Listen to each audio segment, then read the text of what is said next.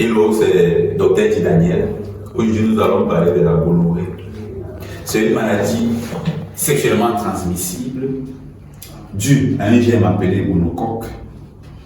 Il faut dire ici que tout rapport sexuel expose à une contamination de la gonorrhée, notamment la fellation, encore appelée la pipe, le cunilingus, encore appelé la chatte, ou alors la défenestration, ou communément appelée la sodomie.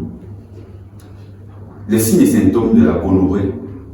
Chez les hommes, la gonorrhée se manifeste par des brûlures mictionnelles, c'est-à-dire pendant qu'on urine, on ressent des brûlures au niveau de l'appareil génital. Également, nous avons des écoulements dans le méa urétral qui se manifestent lorsque le jeune homme se réveille, il constate que son sous-vêtement est salé.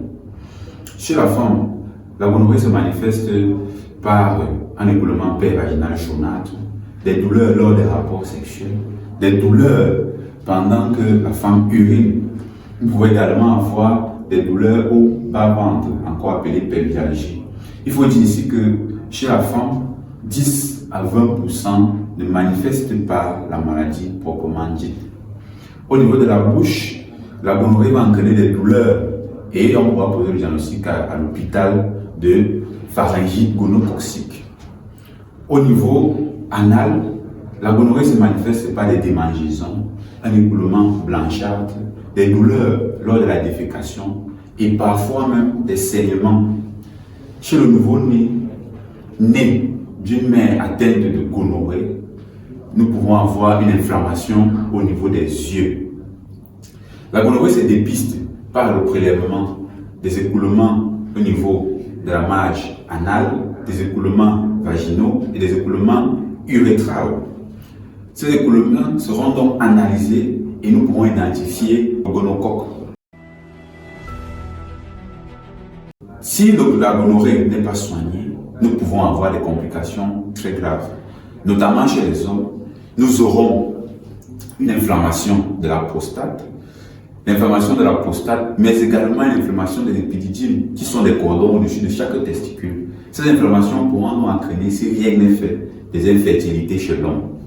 Chez la femme, nous pourrons avoir une inflammation de l'utérus, une inflammation des crampes.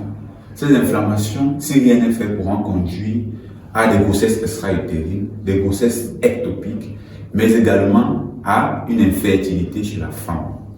Chez le nouveau-né, après l'inflammation des yeux, si rien n'est fait, ce nouveau-né peut se retrouver aveugle. Nous comprenons donc que la gonorrhée est une maladie très importante, non négligeable et très grave, dont nous devons nous méfier. Pour se méfier, un geste simple, le préservatif. On distingue le préservatif féminin et le préservatif masculin que nous retrouvons partout dans les boutiques, dans les pharmacies. Grâce à ces gestes simples, nous pouvons nous protéger et protéger nos partenaires ou notre partenaire. Donc, soyons responsables en nous protégeant et en protégeant notre partenaire. Merci.